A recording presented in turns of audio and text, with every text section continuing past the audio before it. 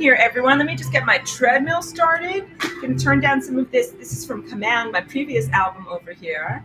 And I'm going to get ready to put on my newest stuff. So hold on 1 second while I get all of my settings together. I need to change this lighting situation here too. There we go. Let's make that better. Let's get this going. Hey, and Brittany, beautiful comment says, happy birthday, dearest Aurora. May this year take you to new solar heights. Thank you so much for the beautiful birthday wishes. Hello, everybody. I am incredibly happy and grateful to be here. July 26th, it's my birthday, and this is also the informal, fun listening party for my newest album, The Wait. I definitely, and thank you for understanding. I'm starting a little bit later than I had planned to. Let me just get my lighting set up a little bit better over here so that I won't have crazy, weird shadows on me. Hold on 1 second. Thank you for your understanding.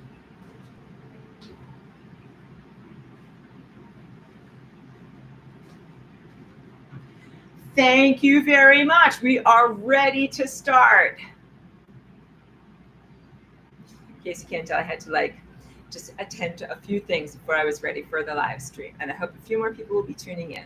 I could go on Facebook and remind everyone. So let me also just make sure that our sound levels are good. I feel like my lighting is not that good. So let's see if we can just fix this a little bit better over here. That's a little bit better. Good. Yeah, and let's check my sound levels. Let me put on just a little something. So, I always say this. Wait, let me do one thing at a time.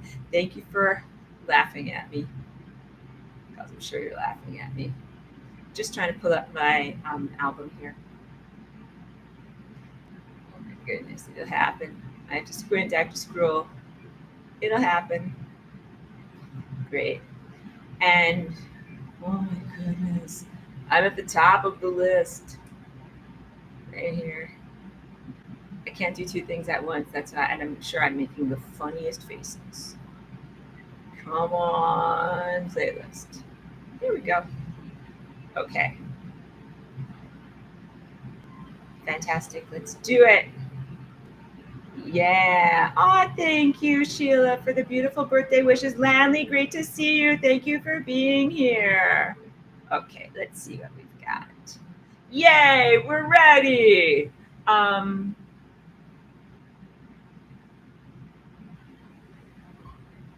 Just like, wait, didn't you say you're ready? Yes, we're ready. Just pulling up my album. So that way I can just press play and it goes. All right, good. So first let's do a sound check and make sure that you guys can actually hear this.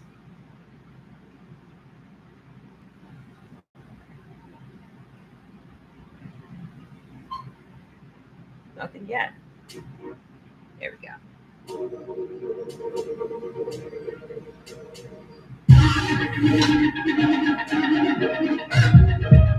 you hear that? What do you say, guys? Were you able to hear that? I'm looking at my mic over here and trying to check my audio settings. I'm not really sure about whether that came through. So if anybody in the chat can just tell me if those sound levels came through, then that would be so wonderfully helpful. And thank you for that, because I don't have that much control over the audio settings here in YouTube Live. So were you able to hear that music at all? Are you able to hear me at all? Like, there's a little microphone icon down here, but I see no movement on my microphone. Like nothing. I see 0 levels. Anyone? Can you hear me at all? Channel level settings. No. Nonsense. Can you guys hear me? Yeah, you can hear me. Good. Yes, and you can hear the music. Fantastic! Life is good. Okay, so let's... you guys know I don't drink alcohol. I have wonderful coconut water and some lavender, chamomile, organic, blah, blah tea over here. So let's say cheers to life. Thank you so much for coming here and celebrating my birthday with me. Thank you for the beautiful birthday wishes. Thank you for all the positivity that people have been sending to me today. And yes, I'm so excited to celebrate the release of my new album, which is called The Wait. And it's a double album of 19 songs. So we will not listen to every minute of every single song on the album tonight, because we'll be here until tomorrow morning, okay? So we're just gonna do a nice little selection out of some of those and some of my favorite ones. And as usual, I don't have a lot of titles for my stuff Great. Thank you for confirming in the chat, guys. And it just took a minute for the information to come up. I don't always come up with titles. I think this album, only one of the songs has a title for it, and that's number 6 on the first side, and that's called Albatross. And I got that title because my friends who live in Germany and who create these wonderful frequency healing devices, they were listening to some of my raw tracks while they were driving on the Autobahn, and that was the suggestion for calling that song Albatross from my friends over there. So I said, okay, that sounds great. So sometimes I reach out for help from other people. Otherwise, I don't think I would have any titles on my songs. So I always appreciate when people will come up with that. So cheers to life. Thank you for being here with me. You know what I also want to do? I just want to move this little computer over here. Right up. Much better. Much better. Thank you for that. So yeah, and also the music that I have on this particular album comes from a variety of times, all the way from 2021 to 2024.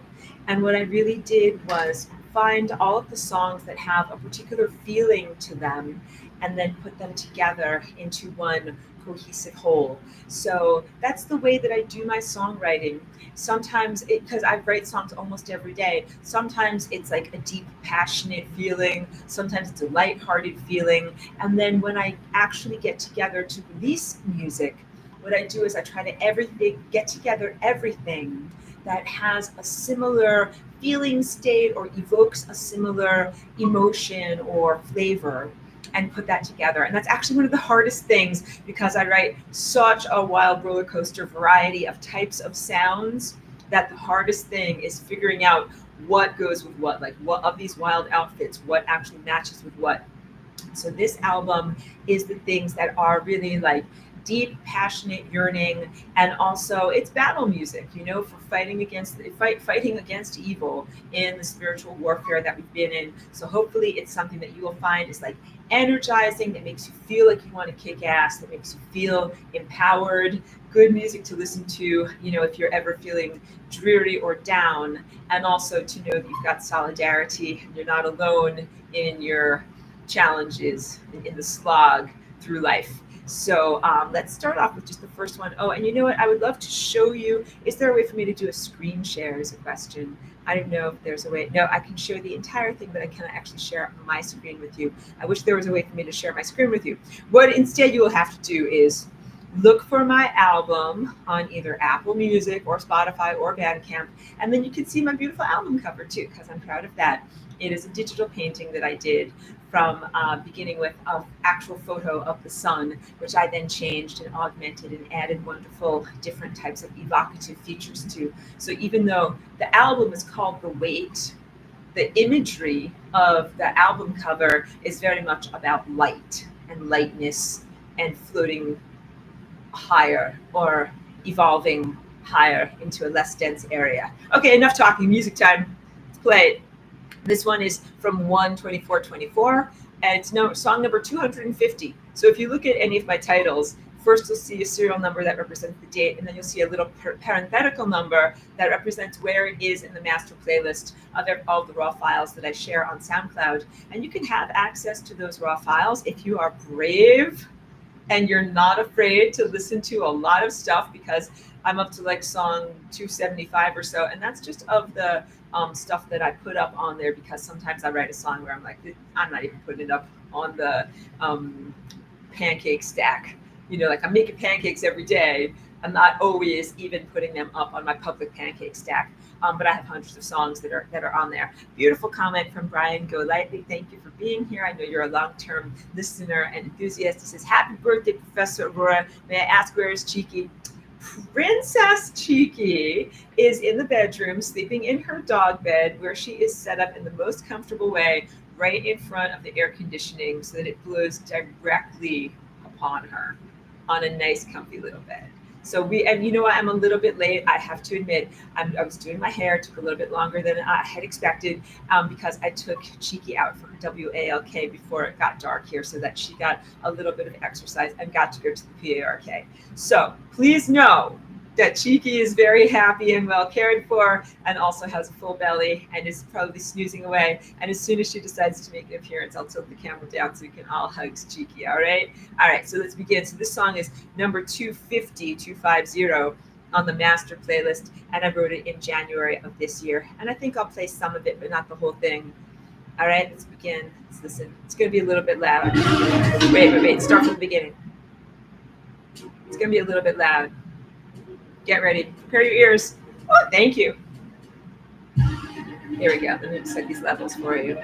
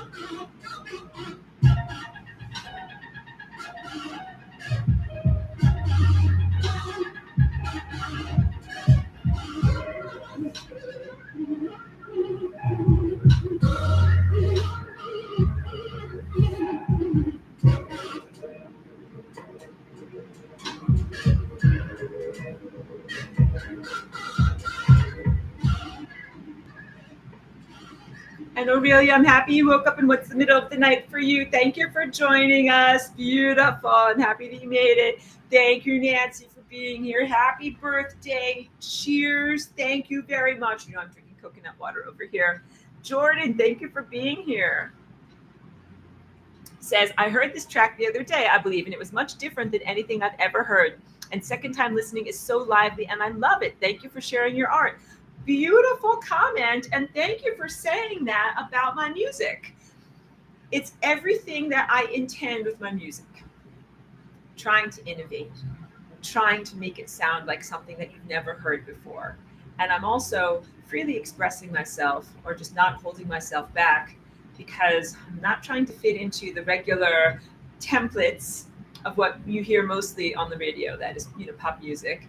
And also my tastes are really bizarre. Like when I'm making music, this is me making music, I'm like, you know, putting down some background tracks, I'm putting down some percussion, and then I'm choosing my melody lines, which might be a synthesizer or something like that. And I go through all these different sound settings. I'm like, oh, this one is bizarre. Let's use this one. This one sounds like crazy. I want to use this one. And there, you know, the reason why I do that, like I have very strange sonic tastes. Wait, well, I'm just gonna pause it for a minute and talk a little bit, and then we'll go on to the next one. I have very strange sonic tastes, and so I like things that sound strange, and I like things that wake up my ears, and I like things that are unusual. And so this goes back to like 2020 or so, when I was working on Under a Gentle Sun, and I did this one song that has this crazy feedback on it called And It Made the People Dance. First, I did the artifact, which is just the crazy feedback, and then I turned it into a whole song called And It Made the People Dance. And this is me. I'm like this. I cannot release this song. Like, it's too weird. No one's going to listen to this song. Everyone's going to hate it. Don't do it. And then I'm like, I'm going to release the song, but put it on the album. I have to do it. All right, this is me being brave. And then that song ended up being something that I got the most positive feedback from, especially from audiophiles and musical connoisseurs and people who love the unusual and who are very open in their musical tastes. And they celebrated it and they loved that song. And so that was really a wonderful encouragement to me to not hold back in my artistry and not try to do things that I think are going to be fun and vanilla flavored for everyone in the world. So I make very, very strangely flavored songs and music that might not be for everyone, but I find people that like weirdness and put my stuff for you. So Jordan, thank you very much. I hope that you enjoyed the rest of what I have to share with you. Let me just change my lighting. I don't know if you guys can see, I have this like crazy octopus light with all these different colors, and you're seeing me with like this red light. Let me just see if I can get this to look like a little bit more normal. The lighting to be a little bit more normal and a little bit less like red. I was talking with my friend about like walking past a house with all these red lights on that it seemed a little bit demonic. Let's get out of the demonic realm and just turn on the rainbow realm over here. So let's go on to song number 2. Let's listen to a little bit of this. And the music, the instrumental choices that I make in my songs are also very intentional. Like I choose that particular song has a synthesizer in it that I think feels like it has a very passionate voice. It feels like a person who is pleading. Like some synthesizers that sound like bright or happy or whatever it is, but that one sounds like urgency and difficulty, and it just expresses the feeling of what I think we are going through as humans, as a soul collective, and as a whole entire planet. I feel that a lot, like difficulties, urgency, slogging through, and not that much fun stuff. And when I feel that, that's how I write my songs, and I make something that hopefully you resonate with that too. And you're like, yeah, sometimes that's what my feeling is like for that day. But it helps to strengthen you and keep you going. So let's do song number 2 here. Let me turn it up. Start from the beginning so that you get the whole presence. Good song.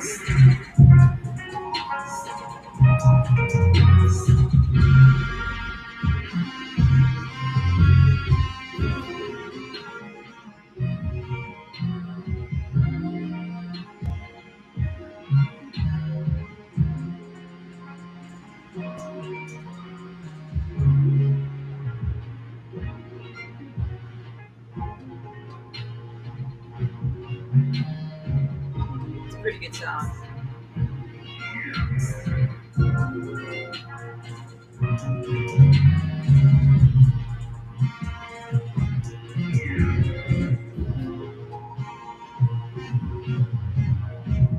I'll tell you when we get to my favorite part.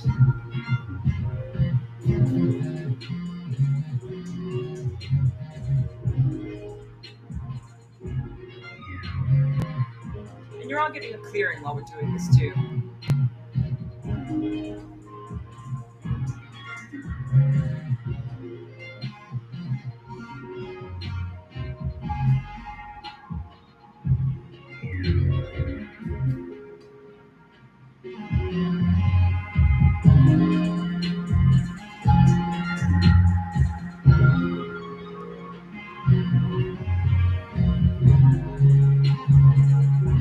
Getting there. This part now.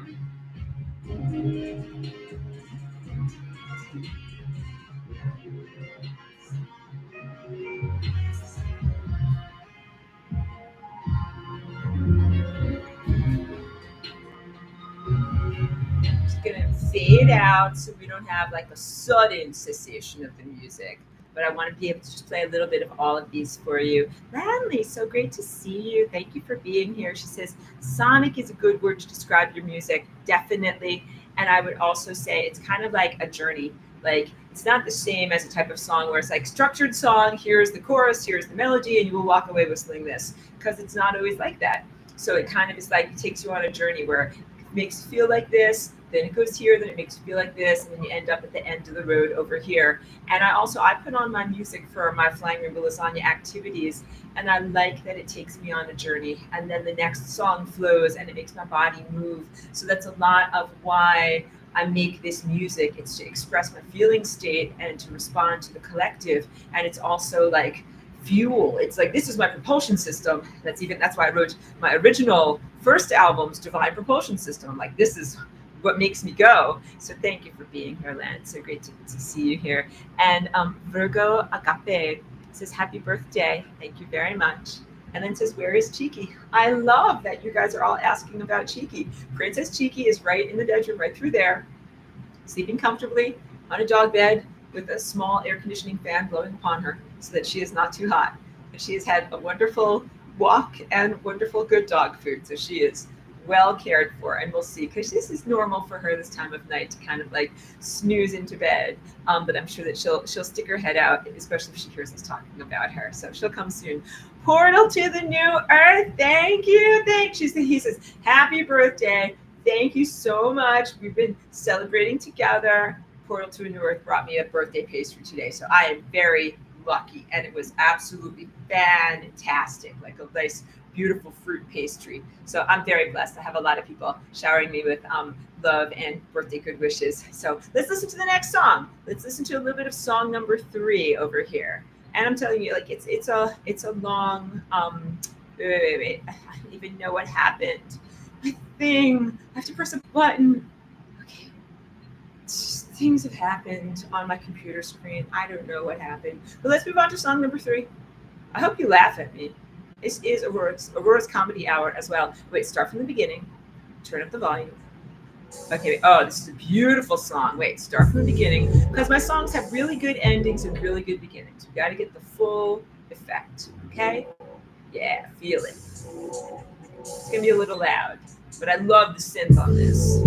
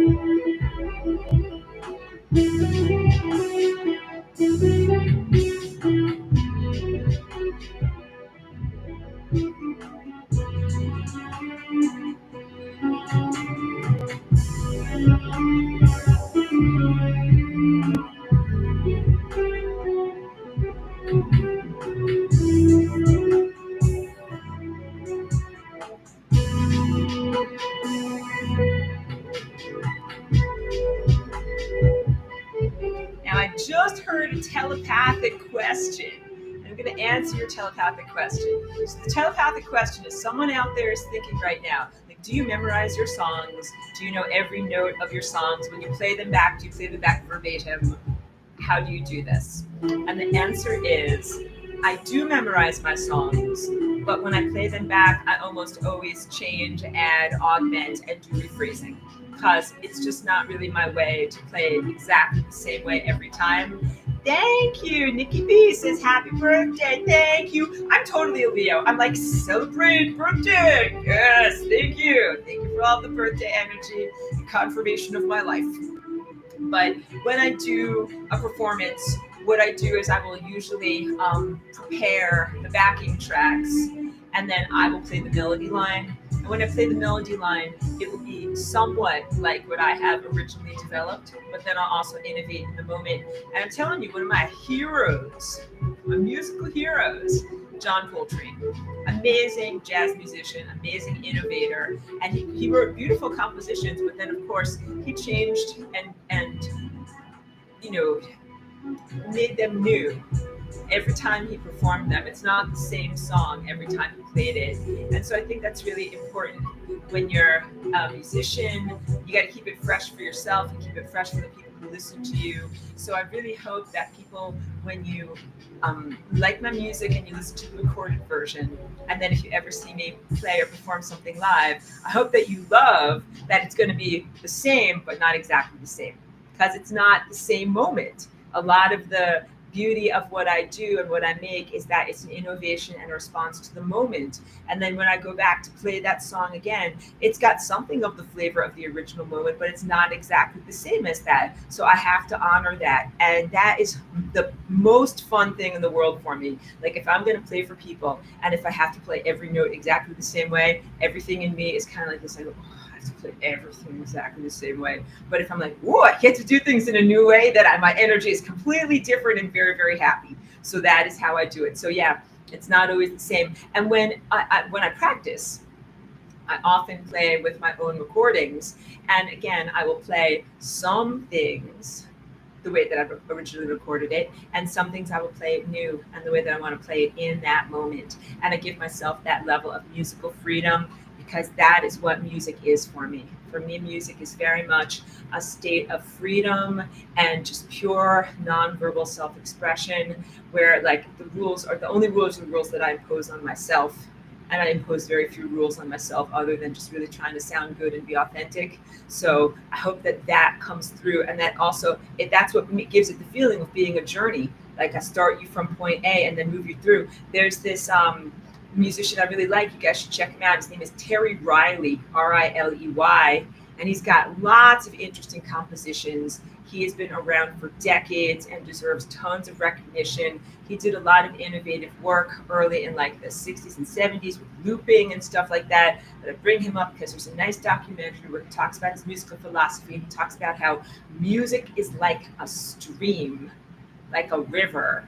And that when he's making his music, he like jumps in the river or the river flows through him for a little while, and then he jumps back out of the river and the song is done. And when you listen to his music, you'll really see and feel that. And so he's another person who's influenced me really positively because, mostly what I'm familiar with is commercial pop music. There's nothing wrong with that. It's just it's a very limited palette and it's a very limited way of doing things. And then when I find work that someone like John Coltrane or Terry Riley, then I'm like, wow, like these guys are doing it like this. And it's a totally different way of doing things. So yeah, you don't have to have a song that's only a certain length. You can have a song that's 7 or 9 minutes long, and you don't have to have a song that is structured with, the traditional melody and chorus. You can jump in the river of music and then have the music flow through you. Princess Cheeky has awakened. We all must pay tribute and say hi, Princess Cheeky. Come here, let's hug.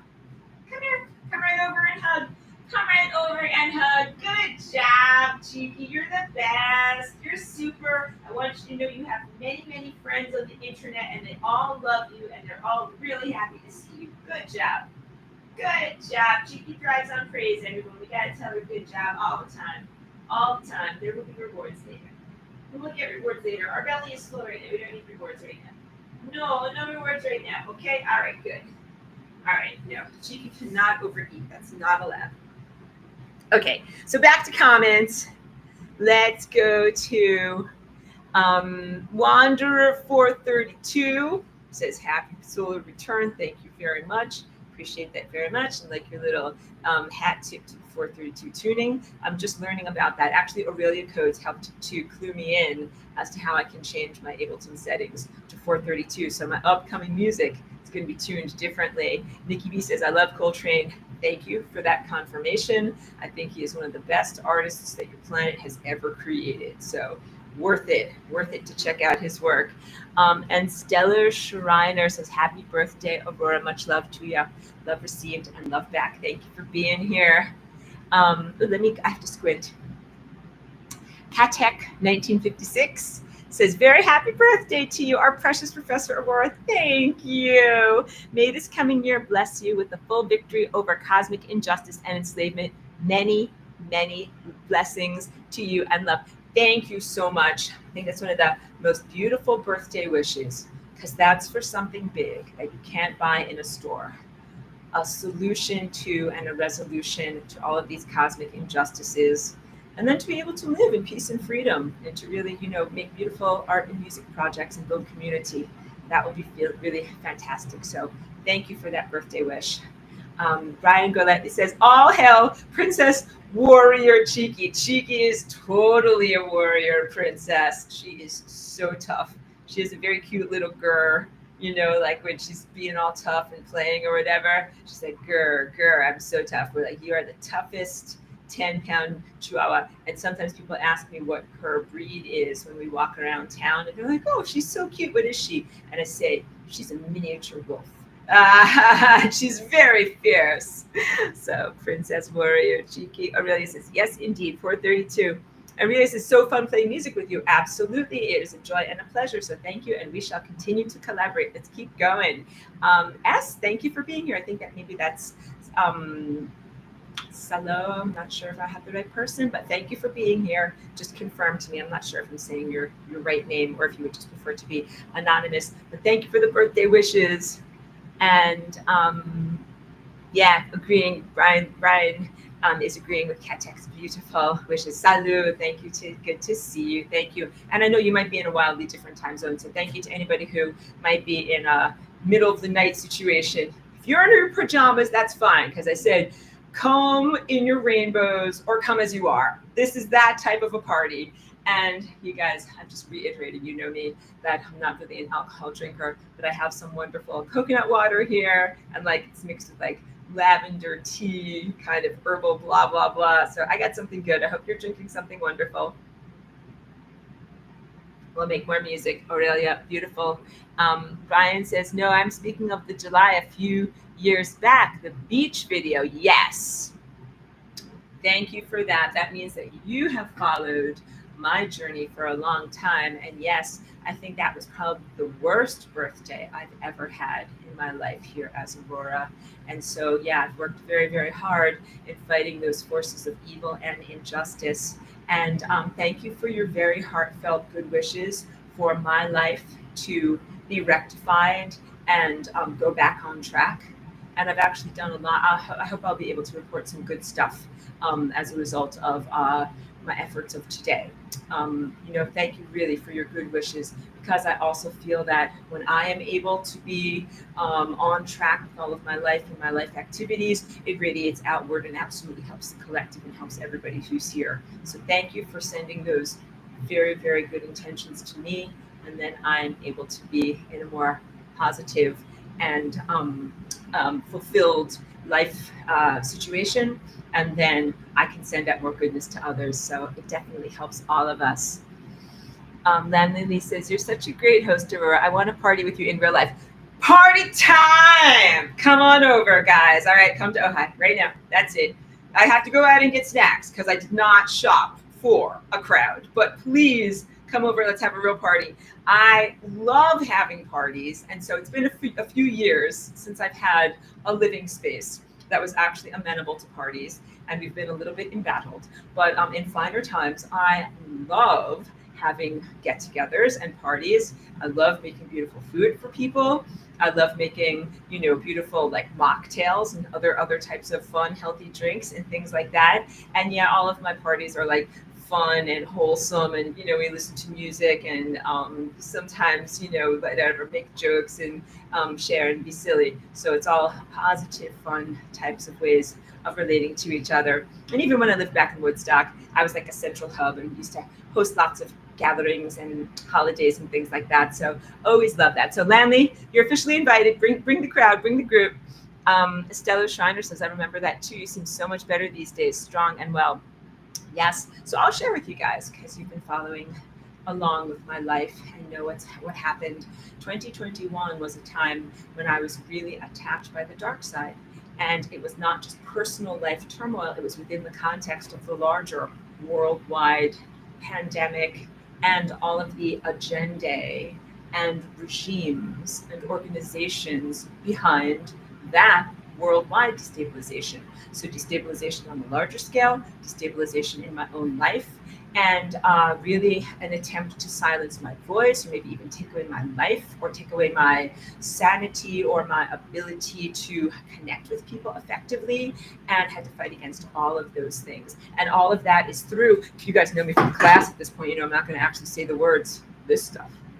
So they tried to put a bunch of bad stuff into my mind. But something I know, it's not just my mind. They tried to put a bunch of bad stuff into everybody's mind. And now it's quite, pervasive. And I don't think there's one person who's not affected by it.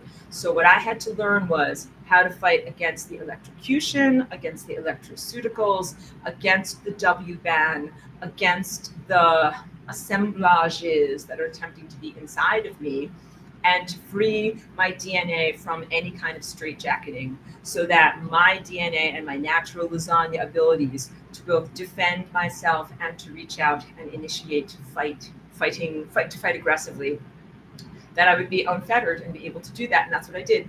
So thank you for recognizing that. I am very healthy. My body is really strong now. And all of that is from learning how to fight against all odds, really very large forces of evil.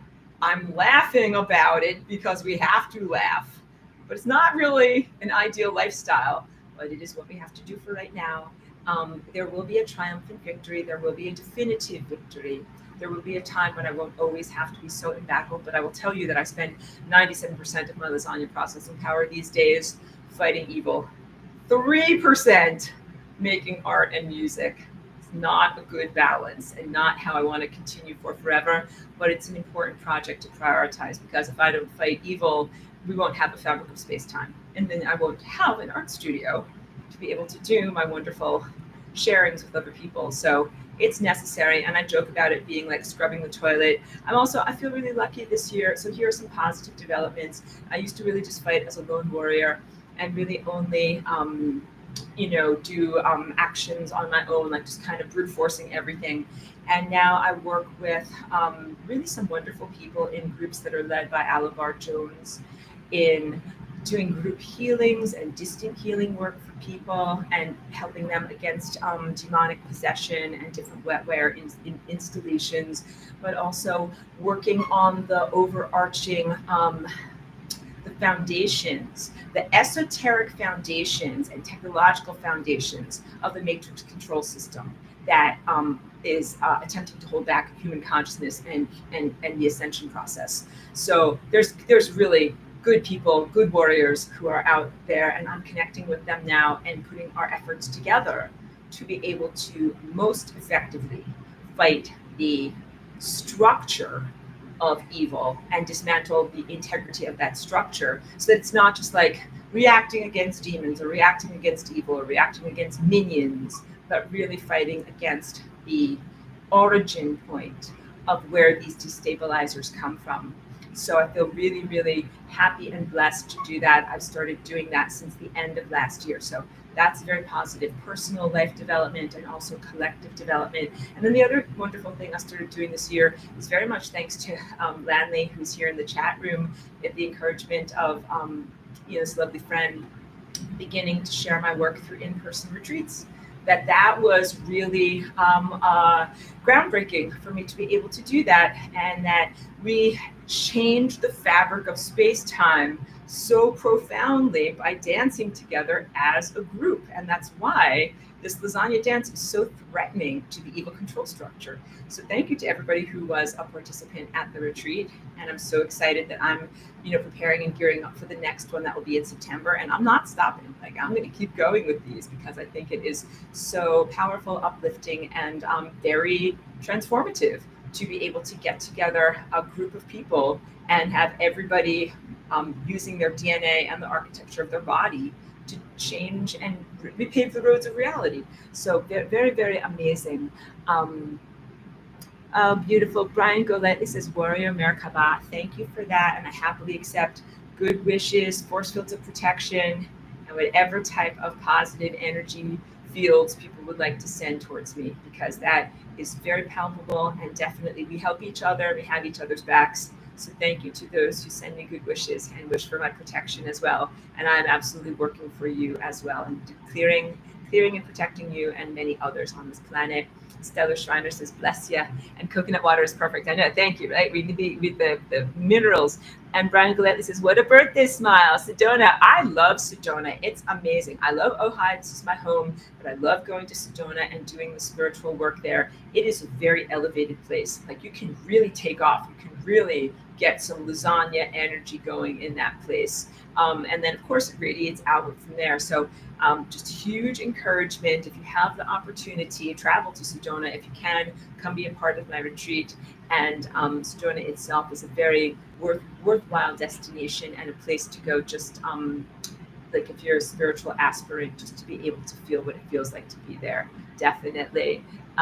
Stella Schreiner says, I have been through it too. I hate it. Absolutely. You know how bad it can be. So I'll be sending some clearing and protective energy towards you too. Brian Goulet says, are you on a treadmill? Yes, sir, I am. So for anybody who's new or maybe hasn't watched a video in about the past year, that is also what I have done now, because I do so many videos during the day and often sessions and phone calls and things like that. I walk on a treadmill. Yep, I started doing that last year, so I've been doing this for almost about a year. I don't know how many miles I've done, but it might have been accumulated like as many as 3,000 miles, like over a year. I broke my old treadmill because I walked on it so much. So then I got a new treadmill, and I go through a lot of shoes, and I have just specific shoes that I wear indoors for walking on my treadmill that I don't wear outside and get them all dirty. So yep, I go through many pairs of walking shoes and walk on my treadmill a lot and eat a lot of positive carbs and fruit smoothies and things like that to be able to do this.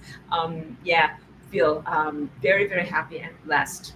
That's a total positive transformation in my life. And I would encourage anyone, like if you're, physically mobile and if you can do it, and especially if you're a computer person and you have to work on the computer a lot during your day, get one of those under desk treadmills and just see how it changes your life so much. Because I used to really dread having to do a lot of computer work because I'd be like, oh, I have to be on the computer. It's going to drain me so much. But now I'm like, oh, I get to be on the computer. I get to like walk and do stuff because my body is not bored. I feel really happy and excited. But yes, I do move slightly on camera. But then I dance a little bit too. So it's also kind of good with that. Brian Goletti says, I was there praying day by day the clones. I know. So I had to learn how to unmake and rescind the genetic behavior.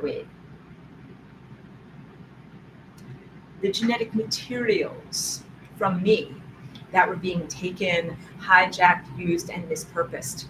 And, I'll just speak about this like as openly as I can on this particular platform.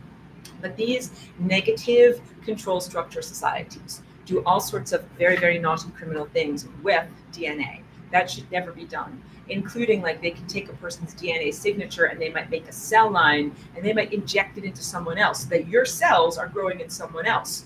But then they are not respectful of you. Like they might, inject your arm cells into someone else's arm.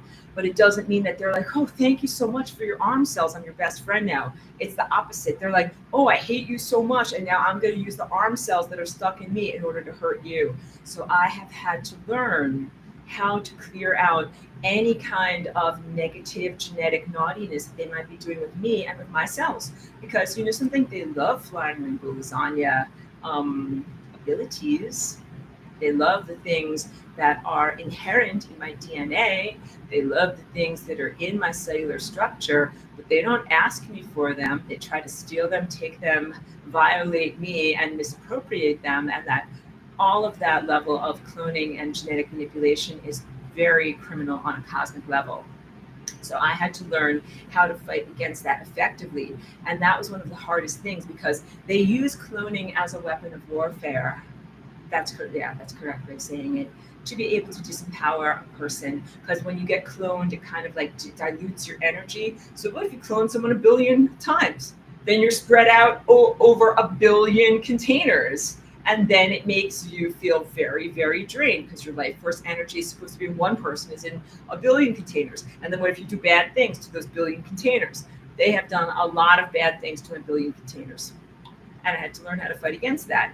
And then the positive thing is I don't just fight defensively or do shielding or holding actions or any kind of things like that.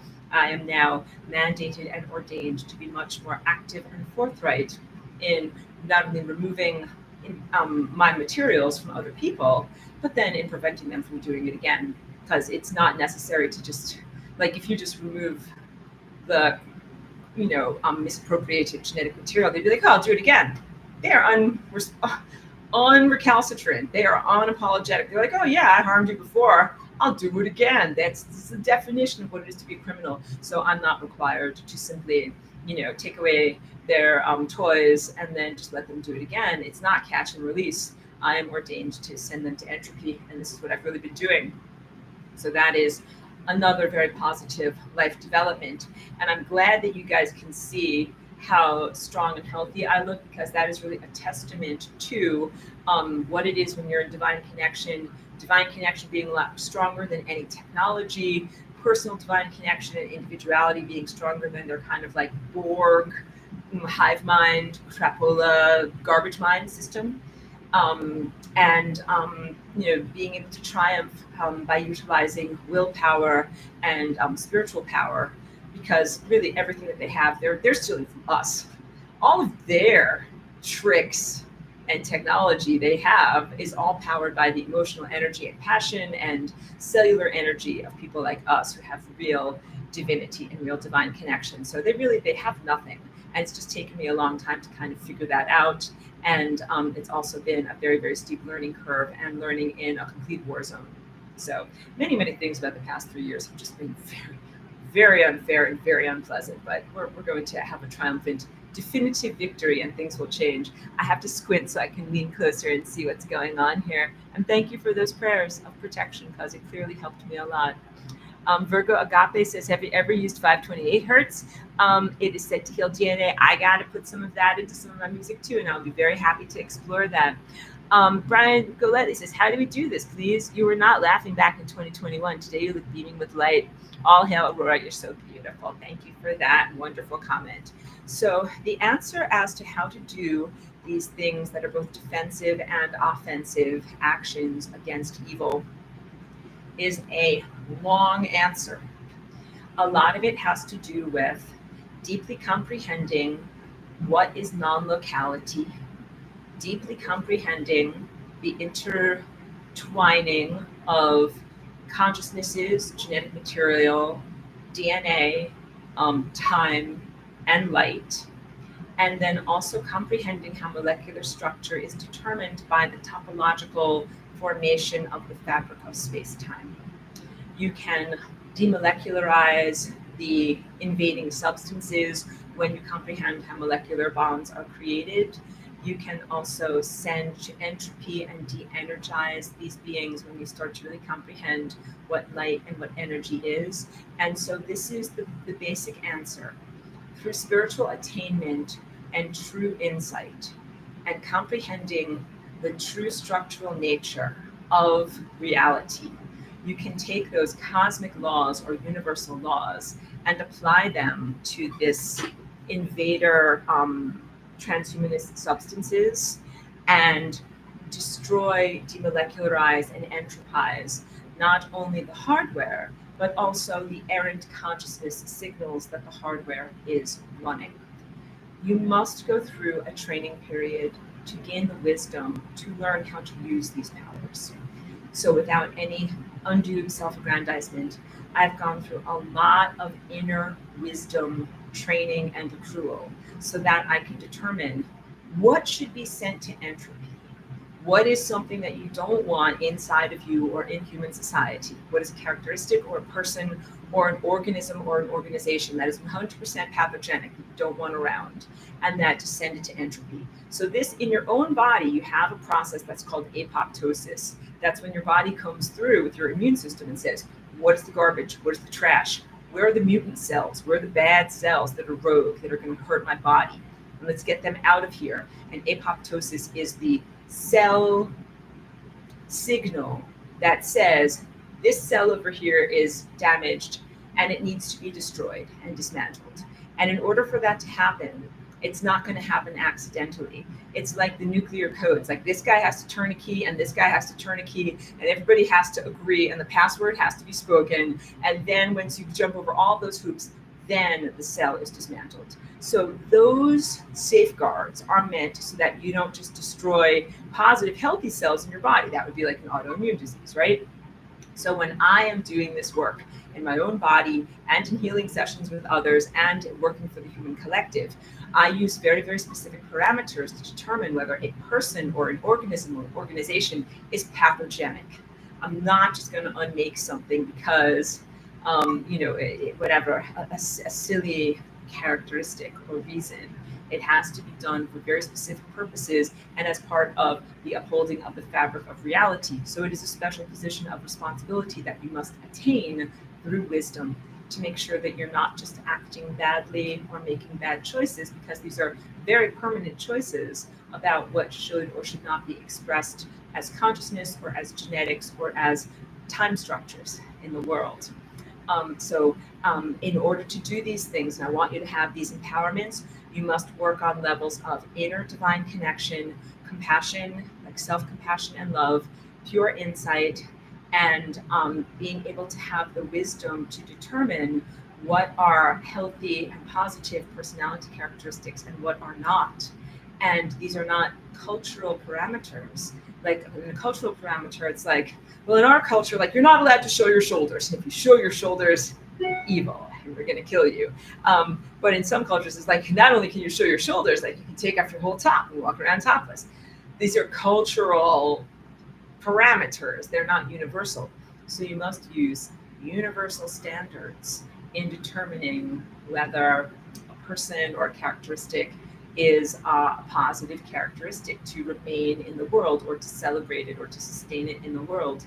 And that takes a lot of wisdom and really seeing beyond the anthropomorphic level, but really seeing into levels of abstraction. And the abstraction is like the mathematical patterns that I paint. So that's really what I use. So for each one of you to be able to achieve those levels of attainment, you have to learn these mathematical patterns and know how to do the math so that you can make certain that you're making the right choices. And there are very, very clear empirical choices. Like there is such a thing as right and wrong. I'll just synopsize it by saying that there is such a thing as right and wrong. Everything is not just moral relevance, like relevant to your cultural context or relevant to comparison to others. There are very, very real standards in the world about how you should and shouldn't act. And some organisms have broken those standards. They need to be apoptosis. They need to go to entropy. They need to not be in existence. And there's really no negotiation. So we've gotten to the part in the experience where it's like you don't have to communicate with those things. You don't have to negotiate with them, and you don't have to educate them. They just need to go into a peaceful, restful state of non-being. And this is also very different than like, a bloody war or some kind of whatever, like, superhero movie where the guy is exploding people in fountains of blood. It's not like that at all. It is actually like a very quiet way of just dismantling a structure or a consciousness so that it doesn't exist anymore. And that's just a very just pragmatic work-a-day thing to do, like do bye-bye. That's it. Not like a whole like over dramatic thing with sword play, or lightsabers. It's not like that. It is just like, oh, done. That's it. Ideally. Aurelia says, wishing you many more successes, retreats, and successful, amazing projects on Earth. Thank you. You guys are giving me so many beautiful good wishes. Thank you so much. And the Ruohonen 87, pardon me if I did not pronounce her name correctly, but thank you, 87 says, happy birthday, Aurora. I will take it. Thank you. And Brian says, your divinity is beaming through. Thank you for the sacrifices you have had to endure. Professor speaks. Thank you. Yes, I do tend to go professorial, even though I'm being a musician tonight. But you know what?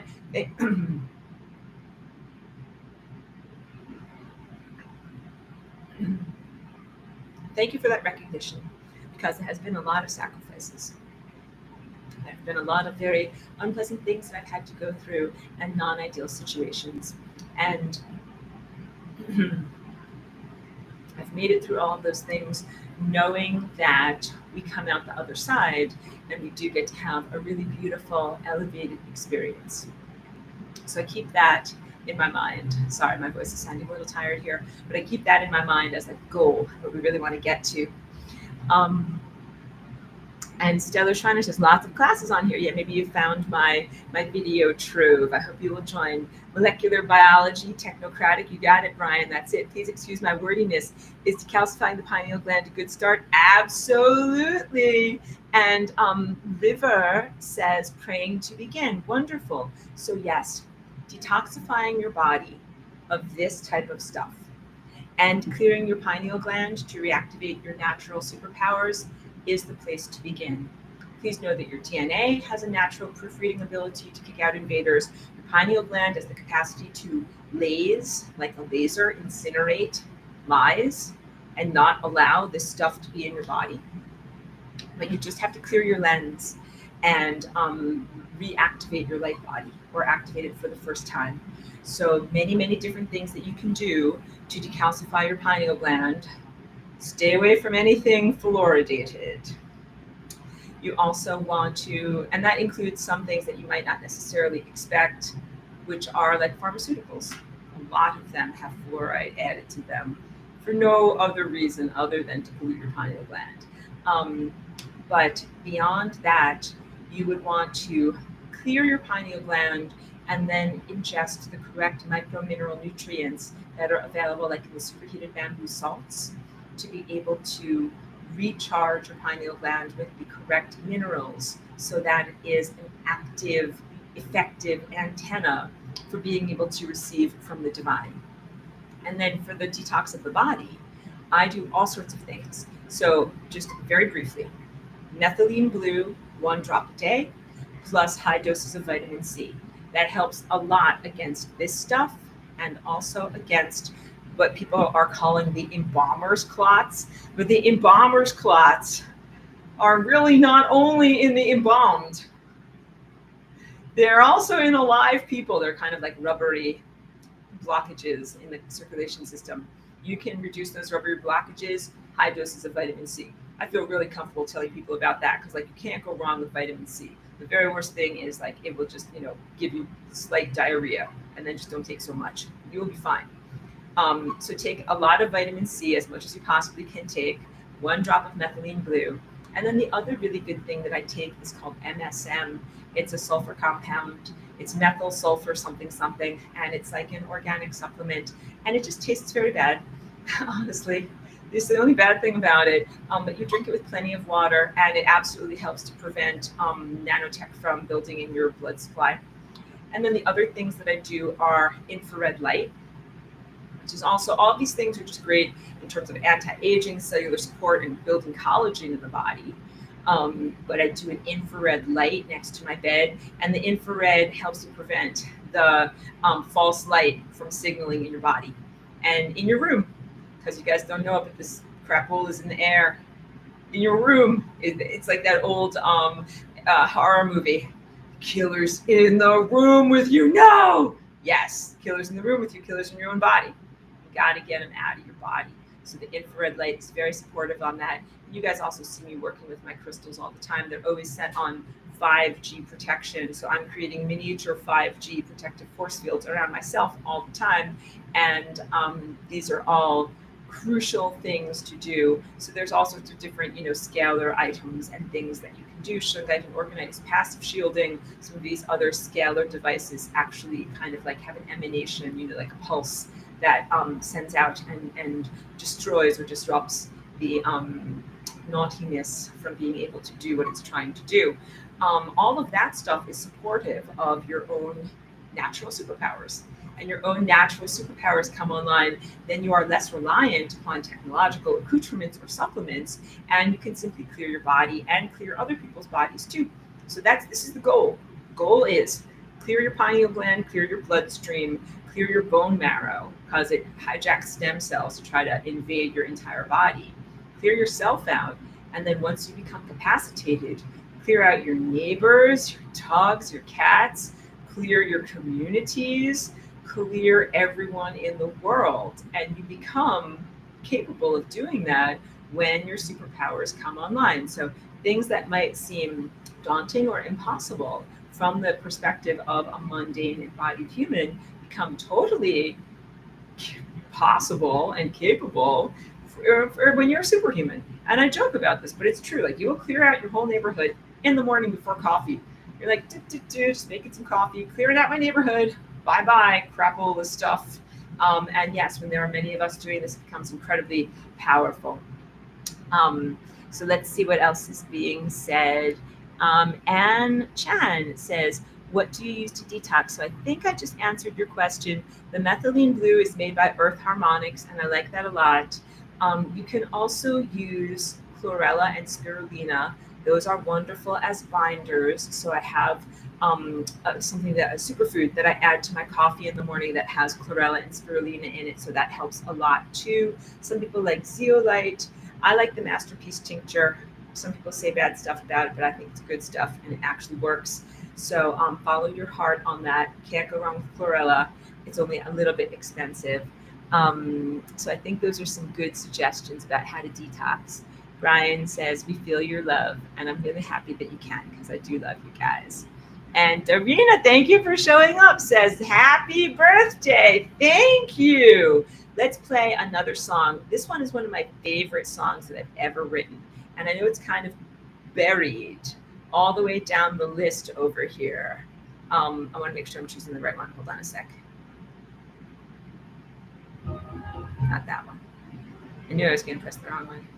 But nope, not that one. This one. That's the one. So there's 2 discs, quote unquote. Nothing was on a disc anymore, but it's a double album. So this is the way the language goes.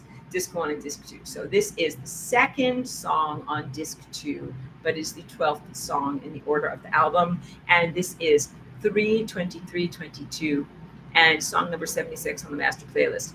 Let's listen to this. This is actually one of my favorite songs that I've ever written, and I think it's worth it to listen to the whole entire thing. So let's listen and groove and enjoy, okay? Thank you. Oh, wait, I'll read one more comment before I turn on the song. Katek says, wow, Aurora, your champion warrior ways are nothing short of miraculous. You are truly invincible to all of us. Thank you so much for coming to this poor, convoluted earth to offer us hope. You are so welcome. Thank you for that beautiful message, that beautiful recognition. And I'm very, very pleased to be here and to be doing this. Literally, I am protecting the planet and making sure that you guys have the opportunity to grow and to evolve and to ascend. And when when you give me a message like that, it just really means everything, because it's like you really know what's going on. You really are aware of how difficult and perilous the situation is, and I'm really doing everything that I can to make it better for everyone. So thank you for that, and I will keep going. I'm never going to stop. Okay, I want you to know that we're going to get there. Ruhonen 87 says, my 5-year-old recently went to the dentist and has many cavities. They say it's from not using fluoride. Any suggestions? Yes, sir. You do not want fluoride for your little kid. Protect protect baby Fontanelle. That's from Raising Arizona. Mind his Fontanelle. No, you need to mind his pineal gland and protect him from fluoride. Thank you for being a great parent. You want to use xylitol, Xylitol. It is not a chemical. It actually comes from birch trees, and it is wonderful for hardening the teeth enamel. It's natural sweetener. They make it for babies. They have it in the form of like a gel that you can rub onto their gums. They have it in the form of a child's toothbrush. They have it in the form of gum that the children can chew. Xylitol. The other thing is you want to limit the amount of sugar, like processed sugar, that the kids are being exposed to, and that includes juice. So if you give your kid a bottle or a sippy cup with juice all the time, it's going to be eroding the teeth enamel. So try not to do that. Like juice with meals is fine, but then in between, water, so that way it's not constantly on their teeth. And the other thing is, this is maybe not the most fun, fermented cod liver oil. It's like, yum, that sounds great. No, it actually tastes really gross, but it helps to heal dental enamel. And you combine that with a toothpaste that has the hydroxyapatite in it, which is a way to remineralize teeth and strengthen the enamel. So the xylitol and the hydroxyapatite help to it's a mineral that helps to rebond with the enamel on the teeth. And the cod liver oil helps with the remineralization that happens through the saliva bathing the teeth. But cod liver oil tastes super duper gross. and your 5-year-old is going to be like, there's no way in the world I want to eat that. So you got to get like these little capsules or something like that. You make the little guy eat some capsules, but that is much more viable than um, fluoride. And don't let them give your baby root canals. Like, don't, no baby root canals, not necessary. And they do a lot of crazy things with children's dentistry right now. Good. I'm happy that you've never given him fluoride. Like I said, mine is baby fontanelle. Mine is little pineal gland. Great message, 1956. You got it. Aurelia knows what's up. She says, I use hydroxyapatite toothpaste with xylitol in it. You know what's for real. Doing great. And better and more effective than fluoride, and remineralizes and repairs teeth. Totally. And I've seen it myself. Yep, good job. So good job for both of us, for all of us, at helping to take care of each other. It takes a community, because most of the medically trained professionals will give you like the worst advice. So we have to encourage one another for the best stuff. And Ruhon87 says, thank you so much, Aurora. I appreciate everything you do. I will get all of that. You are very welcome. I'm pleased to help you. And you probably save a bunch of money on dental care, because you probably will not have to have cavities filled. Like, a lot of smaller cavities can be remineralized, and the teeth can be strengthened, so that way you won't have to go to the dentist and get a big bill at the end either. Let's play an awesome song now, okay? This one. It's 3:23:22, song number 76 off the master list, song 12 off of this album.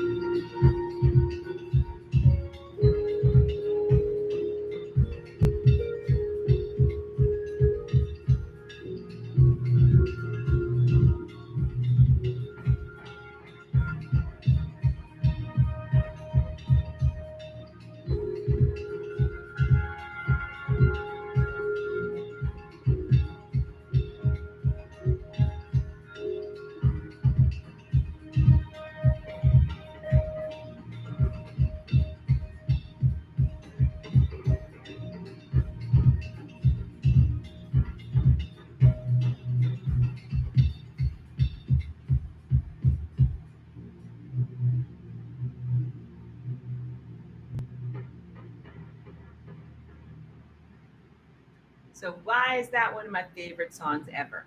I love the drum percussions in there. It's got this very unusual, non-repeatable, like complex jazz percussion. I love that part. It also has this feeling of being maybe even a little bit like cinematic. Like someone once said to me, like, oh, it feels like it's telling a story, or like it's the music that would be part of some amazing movie. And it's like that is very much what where I'm coming from, or what I'm intending when I write a song. That I want it to be evocative and I want it to be storytelling. And my words, my songs mostly don't have words. You can tell my brain doesn't always work. My words don't always have words. My songs mostly speak instrumentally and musically and don't always have human words in them that say things like I am happy or I am sad or this is what is going on in my life.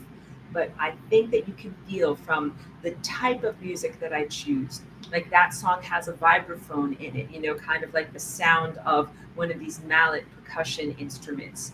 And the reverb that I put on that, and it's got a moodiness to it, and just it's everything that I'm trying to go for in my nonverbal self-expression. And I hope that it makes you feel like your life in a very positive and authentic way is a significant moment.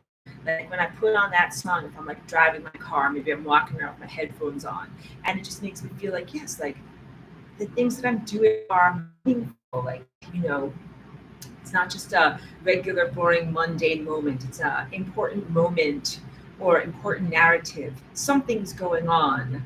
And I love things that make me feel that way throughout my day. So it's just a magical song. Again, that was from a couple of years ago. And I have been not sitting on it, just like waiting for exactly the right release it. And I hope that it gets plenty of attention, because I know when there's 20 songs and it's the 12th song, like sometimes it's like, oh, get lost in the shuffle. Don't let it get lost in the shuffle. Listen to song number 12. It's really worth it. So back to wonderful comments over here. Kalek96 says, hey there, Brian. Thank you for all of your kindness and greetings from Australia. Yes, Aurora is very precious indeed and God's gift to us all. You are beautiful. Thank you for saying this to me. You guys are making me feel wonderful. This is like the most amazing celebration. So thank you very much. And thank you for all of the positive, wonderful, good wishes. And you know what that little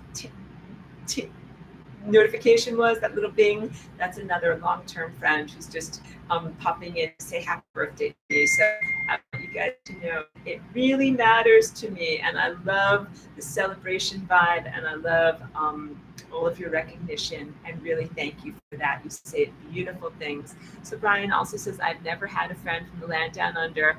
May I please work on one? We got friendship happening here in the comment section. I'm so happy we're building community. It says, yes, I've come across one galactic walk-in and there was no comparison to the professor. Well, thank you for that as well. I'll tell you a little bit about being a walk-in. It's kind of like an adopted child. Like everybody has a different adoption story. Sometimes someone is born in Africa and then they might be adopted from, by someone who's in the United States. It's like a radical culture shift. It's very different. Sometimes a person, is born in the United States and then they're adopted by someone like just down the street, right? So being a walk-in is kind of the same way.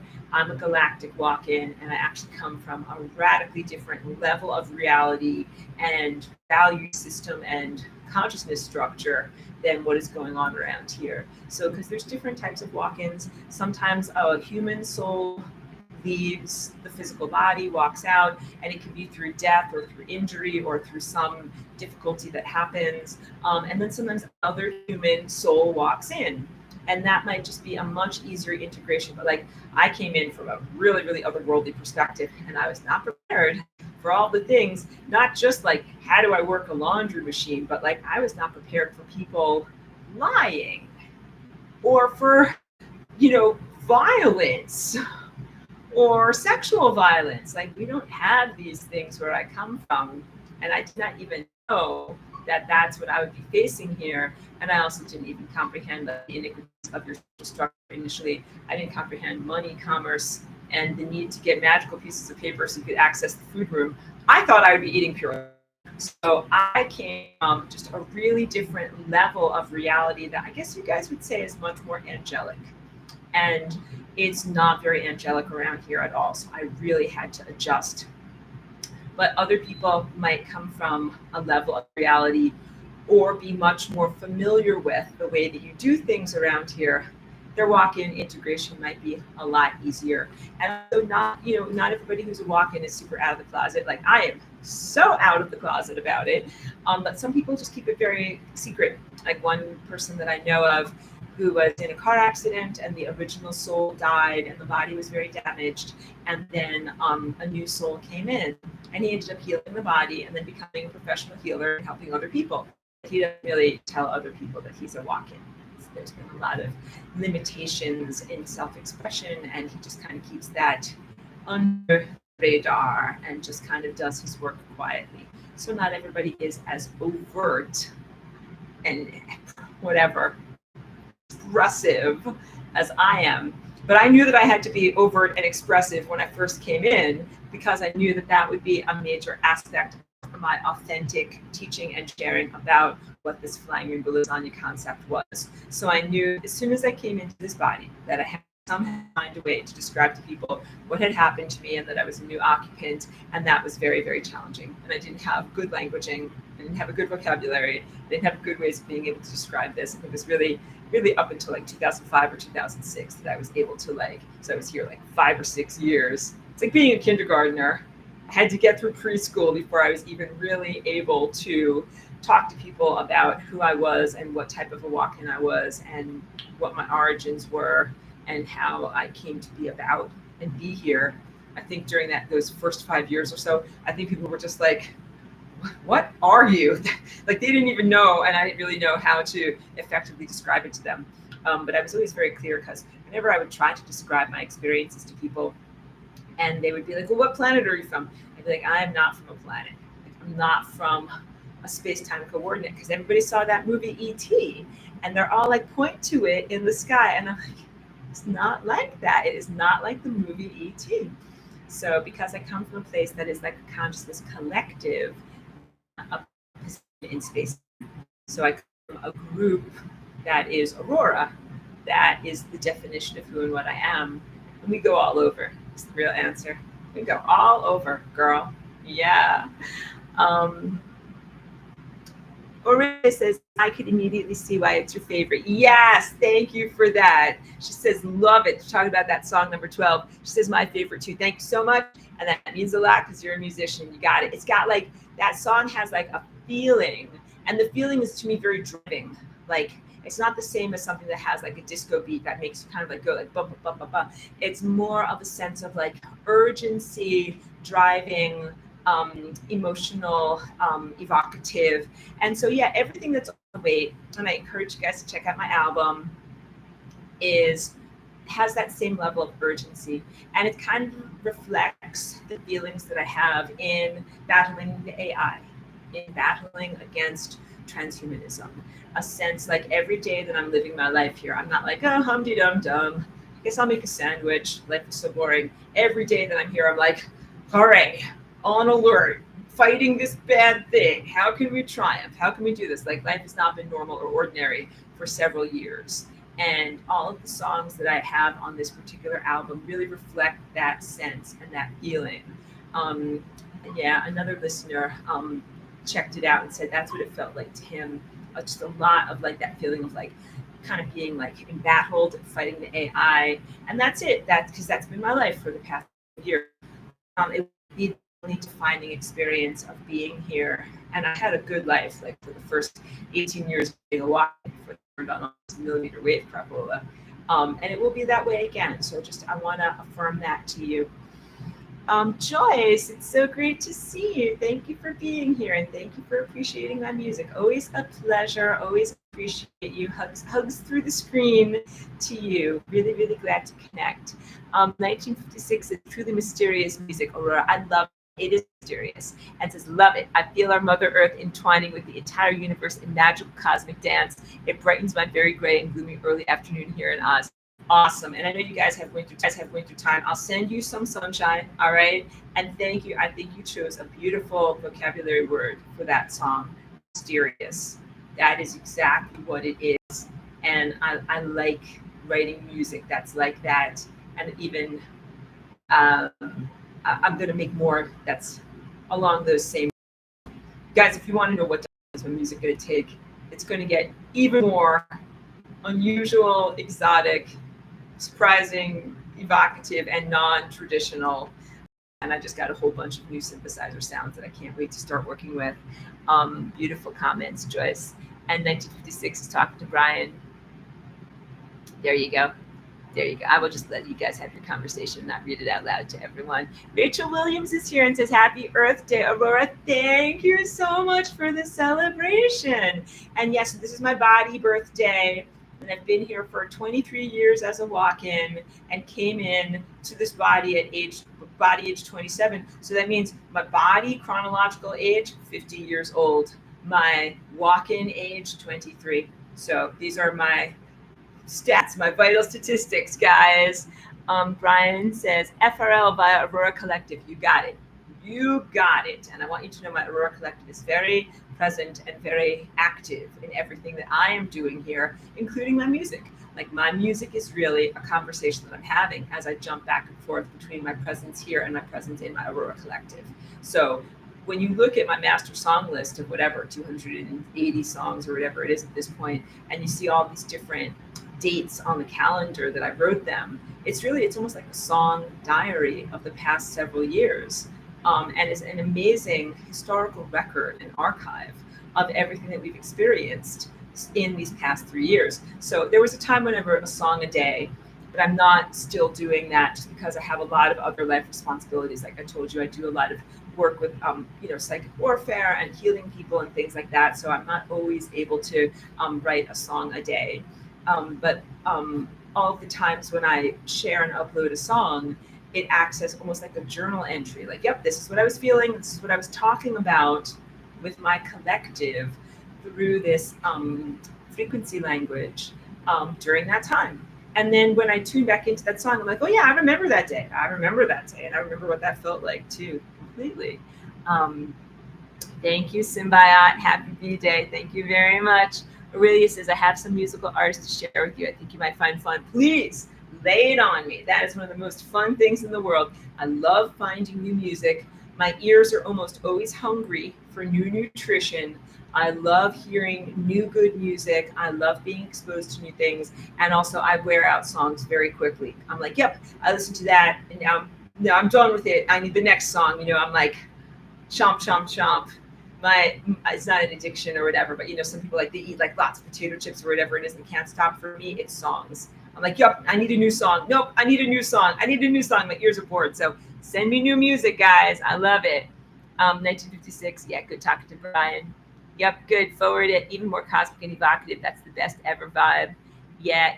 Oh, good. I have to check my Instagram. Apologies if I didn't check it for a little while. Good. Wonderful. You're saying Aurelia is great at finding them. Wonderful. It's been an hour and a half, so it's going to be time to wrap up the party soon. We listened to just a little bit. Let's just do a little bit of an overview of a few more songs. So let's see, what else have I got here? Play a little bit of this. Fun space song, Space Battle. This one is 10-4-22.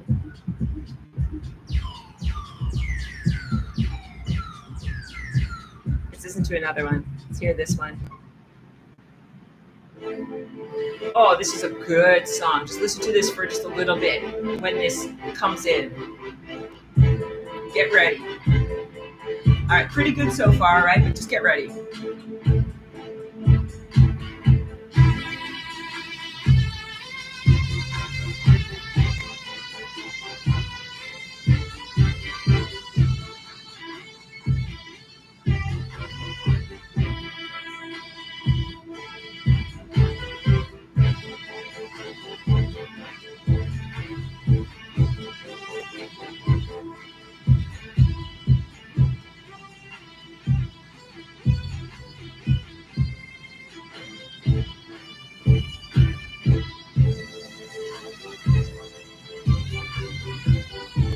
That one's just got so much white hot attitude. All right. Sometimes that's what I'm going for. In some of these, that is like nanny poo poo.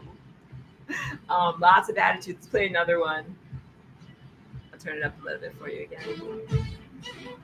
Nanny poo poo.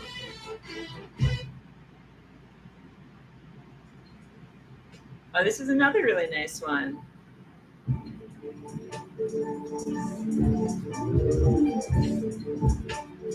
It's got another great percussive background.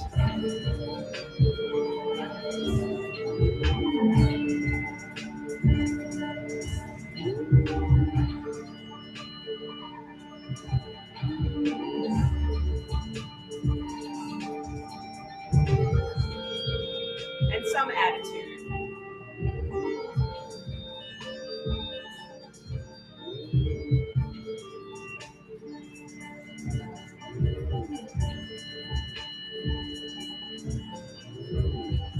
Listen to another one. That one's really nice. You can hear that complex percussion. I love that. Let's play this one, 6/5/22. Oh, this one's another good one. This one's from 2022. It's pretty old. Pretty good though. More like urgency, driving, evocative. Something's happening in the movie of your life. Yeah. And there's a lot of layers in my music. Maybe not all of it comes through the compression of YouTube, but put on your headphones and listen, and you can find the weight on YouTube. There's advertisements, but you can listen without having to pay a fee. Put on awesome headphones is what I'm trying to say. You'll hear all the layers. Let's put on 9/42/22. This one's also from 22. Oh yeah, this one has a lot of poignancy. Listen to this one. It will feel like sad.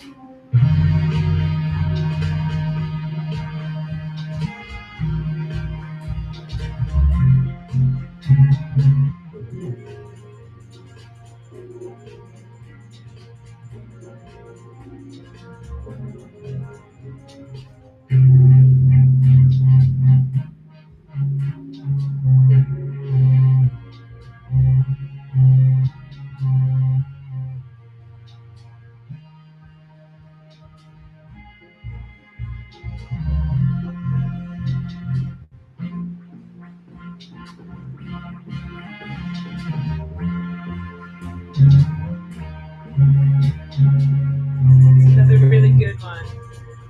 So that one is song number 6 on disc 2. You can feel it. My music has a lot of poignancy sometimes. This one's more positive because I almost always put some happier, more positive songs at the very end. So kind of bring everybody up instead of bring you down and leave you hanging. Bring you up at the end of the album. It's a pretty good one, pretty positive and uplifting. How about this one? Play the next one. Oh, this one's beautiful. 3/19/24. Let me play this a little bit for you.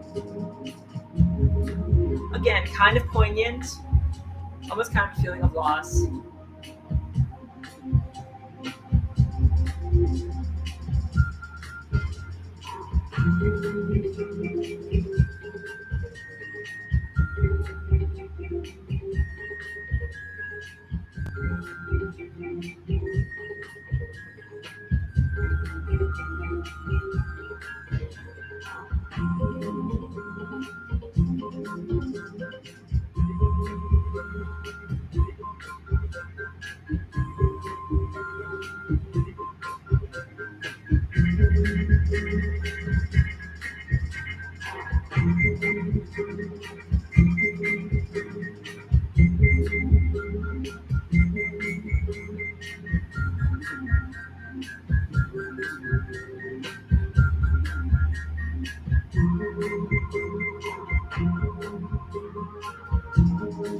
Art, thank you so much. Art says, happy birthday, Aurora. I'm grooving down to your fabulous music. Thank you. Thank you for being a dancer. Really appreciate you. So let me go to the last song on the album. That one is 3/19/24. This one is 1/16/24. So a lot of these are from 2024. Oh yeah, this is another nice one to end on. It's all a little bit sad. They're all a little bit sad. Listen to this song.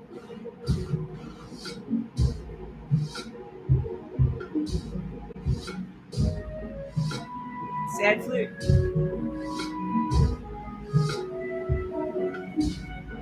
But beautiful. Kind of sad. That's our world right now. But I want you guys to all keep going. And I will release a happy album. I'm gonna get together and collate all of my happiest songs so that way I can release something where you're like, yeah, like this is the good stuff. Put it on when you need to rock out and feel happy. Beautiful comment. Let me read this out. I'm gonna put this down a little bit so I can read this. So this is from Salu. She says, I mean this in the best possible way. Your music has improved immensely. I really like it. First of all, thank you for that. And I take it in the spirit in which you're sharing it. I love that comment. And it's true. Because when I go back and I listen to my earlier stuff that I did in 2020 and 2021, my musical structure was a lot more simplified. My playing was much more simplified. And I have really grown as a music producer, like the complexities of what I can do with the software, the layering of how I do it, the pacing of my songs, and the artistry that I put into them. So yeah, I'm glad that you can hear that, because the stuff that I do now is really advanced, elevated, and it's totally not like what anyone else is doing out there. So I really appreciate that recognition.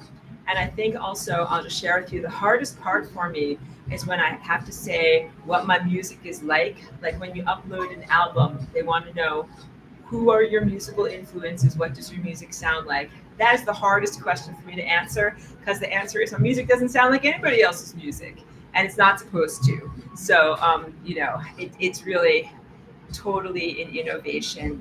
And things keep on evolving for me. So sometimes it's because I get a new instrument or a new software package or whatever it is, but I level up, and then there's even newer stuff. So Aurelia's showing me how to do tuning to 432 on Ableton. That was a big leveling up. And I also got some new software instruments, and I got some new fun vocal techniques for my microphone for singing. So you'll hear even more evolution in my music as I go forward. And I'm going to keep on releasing stuff that I already have from my back catalog. Like I actually have a whole album that's just going to be called Aurora. It's ready to go. Like there's nothing that is holding me back except for song titles that I keep on thinking on. And one magical day, my brain is just going to work and I'm just going to come up with song titles. This has never happened. So at a certain point, I'm just like, just release the music. Forget about putting words to describe it because you feel like you need to do that. Aurora will be a very kick-ass, fun album, and I'll write a fun album and be able to share that with everyone. Thank you, Salu. And I love that, 1956, saying how beautiful and so galactic. Love it. I think galactic is a good descriptive word for my music. I think that's what it is. And it says sadness, but on the verge of great positive change. That is this album called The Wait. Sadness, but on the verge of great possible change. And that you could also wonder about, like, why, let me just stop this from going forward and playing anything random, because it will just keep on playing. The Wait. The Wait. Like, it's kind of a strange name maybe for an album, but, it has to do with stuff being heavy, stuff being burdensome, the stuff that you carry, the stuff that you have to carry through life, the heaviness of what we've been going through. And so these songs are really that type of recognition. Sometimes what you go through is human stuff, which is like grief or loss or self-doubt or isolation and loneliness. That's a weight that you carry. But in all of these songs, like sometimes I'm talking about my personal burdens that I carry. Sometimes I'm talking about collective burdens. But you really pegged it, 1956, yeah. The intention to be able to include within that recognition of carrying burdens and loads, some positivity about resolution, like resolving it for the future, having it be better in some way, releasing the burden, or just transforming it and redefining it. It's not going to be this way for forever. So the best way I can describe this album is like if we were running a marathon and I've never run a marathon, but maybe one day it'll happen. But we're at that point where it's like whatever, mile 15 or mile 18. And you're just like, wow, like I am really tired. I have blisters and I'm thirsty. And, my muscles are really tired too. And my bra straps are chased, like cutting into my shoulders, like whatever it is, like you're uncomfortable and have to keep going. That's it. That's where we are. We're on a soul marathon. And even though like you have blisters on your toes and you're feeling like tired and hungry or whatever, need like rest and to go to the bathroom or whatever for comfort, it's like, nope, can't do that. Gotta keep going. Okay, don't stop. Keep going. So that's what a lot of, even though I'm silly in the way that I talk about these things, but it's deep and it's profound. That I'm really recognizing we're on. Ascension is an endurance sport, and we are like still going. And you're like, we're still going, still going, still going. You got to keep like trucking, keep motoring, keep efforting, even though we're going through this very, very difficult time. And that's it's kind of what these songs are for me. And it's kind of what my music is for me. My music keeps me going, running the marathon, even at times when it's really, really hard. I'm like, no, I get up in the morning and I get my coffee and I make my music. And sometimes the songs are good and sometimes the songs are crap, but it doesn't matter because I do it. And same thing with all of my things that I do. Like I do them as a discipline and I do them in being present and showing up so that miraculous and good things can happen. And not every day is great, and not everything that I write is a tour de force. But what matters is that I show up and that I do it, and I'm very, very consistent. So I'd like to encourage each one of you in your own lives, like to do your body exercises, do your yoga, do your stretching, do your walking and your strength training, do your nutrition, do your meditations and your spiritual aspirations, do your creative activities, do your family care and taking care of your dogs and cats. Like do it. Do the endurance. Do the things that matter. There's a lot of corrosive energies that are out there that try to make you feel like you can't keep going. And some of them are even literally messages, like frequency poop that comes out of the frequency poop towers that tells you like, give up hope, stop trying. And you can't stop. You can't, that's what I'm trying to say. Like you have to keep trying. So that is what my music is for me, and what this particular catalog of songs is about, this particular moment that we're going through. Sometimes a slog, sometimes burdensome, sometimes a feeling of great difficulty. But you will never regret. I'm telling you, when you get to the finish line and you get across the finish line and you do it and you're in triumph, you will never regret the energy that you spent to be able to get to that moment of triumph and victory. So know that it's time and energy well spent. And when you do self-care, you take care of yourself, take care of your family members. Also, you are helping to sustain others through very, very difficult times. So that is never wasted energy. That's always positive. And sometimes it's personal. Sometimes it's through a phone call. Like sometimes you're cooking for people, but sometimes you're just calling them on the phone can be the difference between a person like making it or just giving up. So take care of people on this journey. We take care of each other. Brian says, you are like no one else out there. So beautiful. Thank you for that. Really appreciate it. Aurelia says, OMG, Aurora, I have so many song titles in my head. We should totally do a whole album soon. Let's do it. If you've got song titles, I've got melodies. Let's collaborate. Let's do it. Brian wants to know, would I let another female do the vocals on a song? What about a songwriter? I absolutely would. I would love to sing with other females too, because I think that could be really beautiful. Having blending of voices and harmonies, or even the more traditional like lead singer and backup vocals too. So yes, I would love to collaborate with that. And one time I had a dream, like a nighttime dream, where someone had taken my song and it made people dance, and then another girl was singing lyrics on top of it, and I was like torn, because I was like that's my music. I love it. That sounds great. But then I'm like, someone else is singing on top of my music. But then I was like, okay, like it sounds good. So I would have to be selective about who is singing on top of my music. But yeah, I would allow that. I would. I'm not going to close the door on that.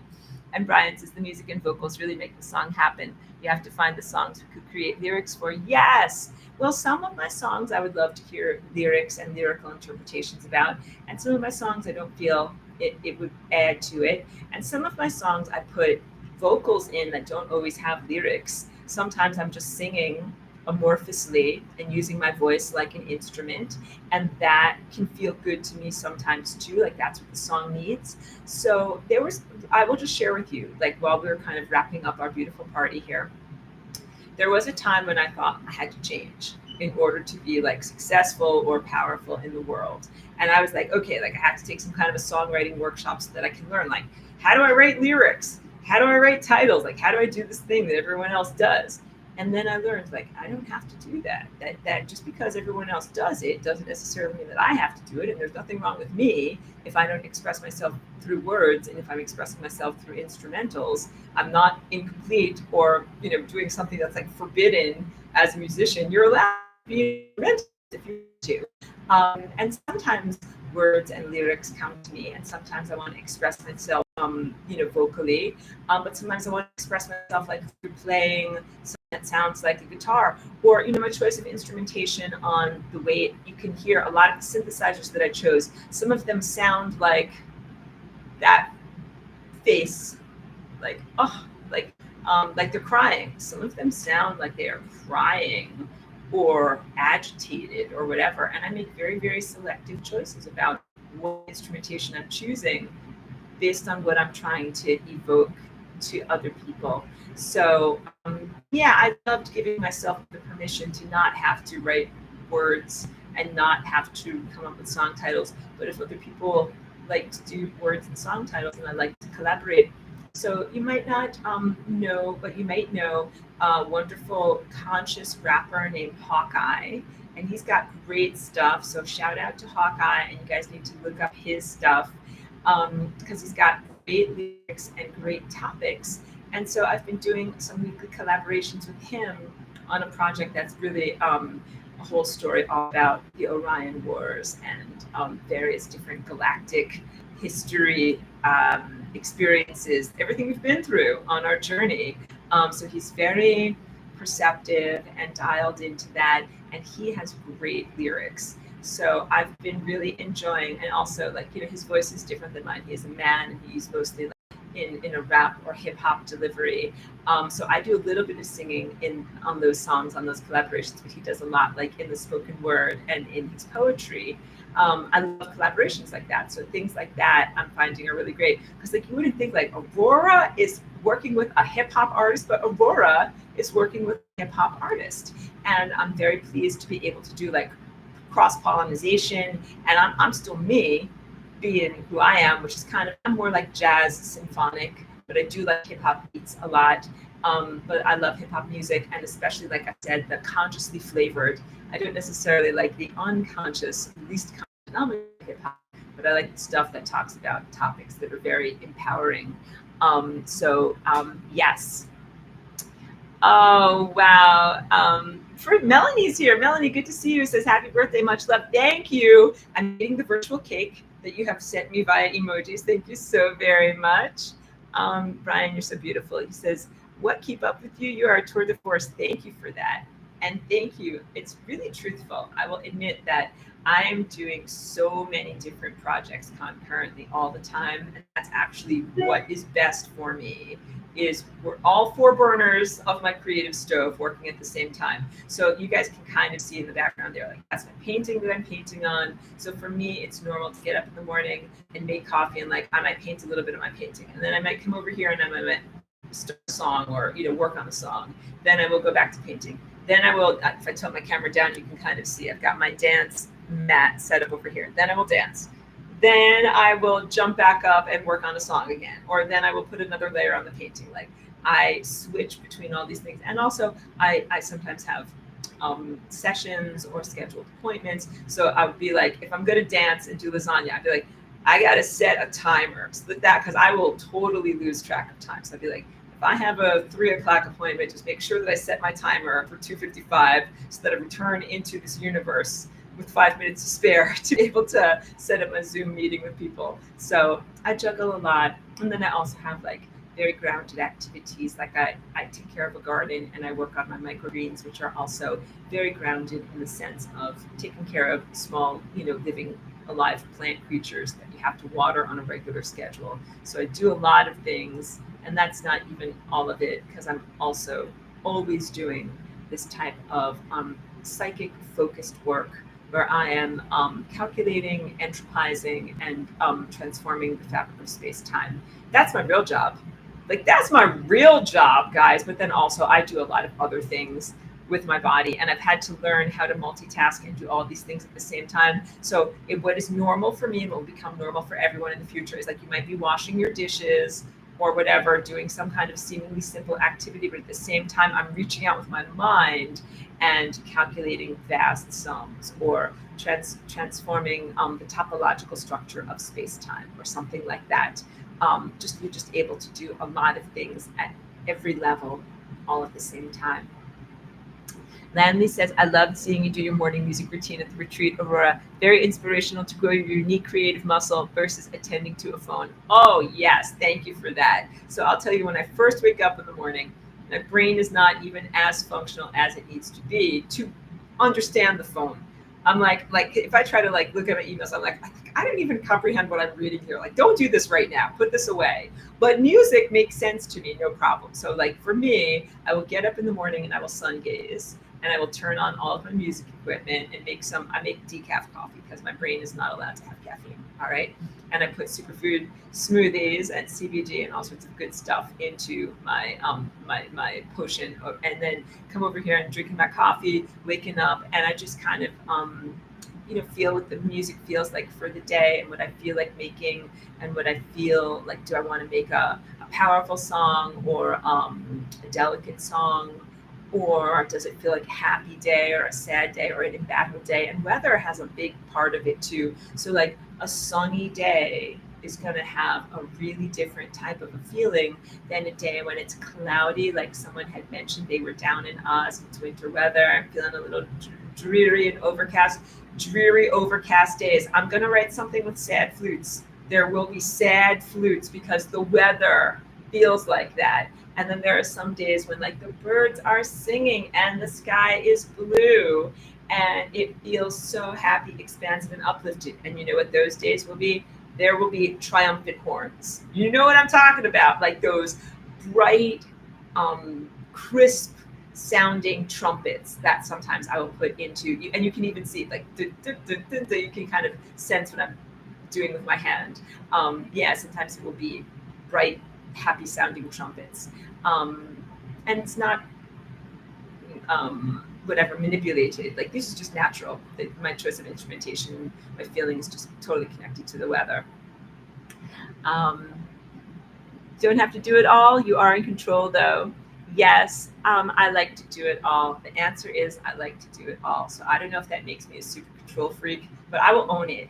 I think I am a super control freak. So this is just a funny Aurora story. And you guys should check out my Aurora stories, which is my sharings that I've done about my more personal experiences being here and not always being professorial.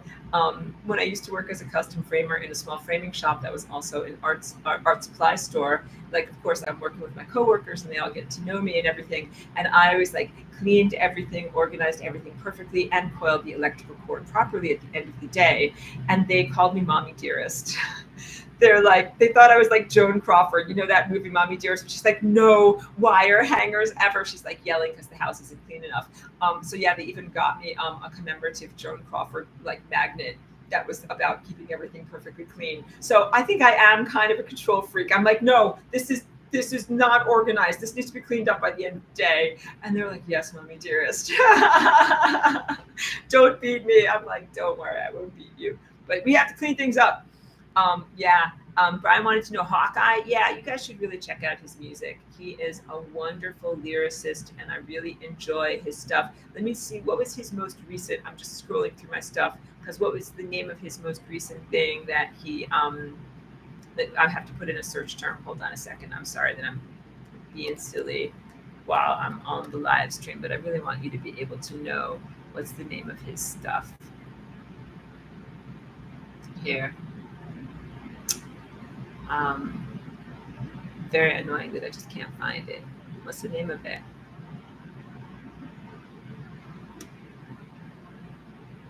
Wow, I'm sorry, I'm drawing a blank and I can't remember the name of the album.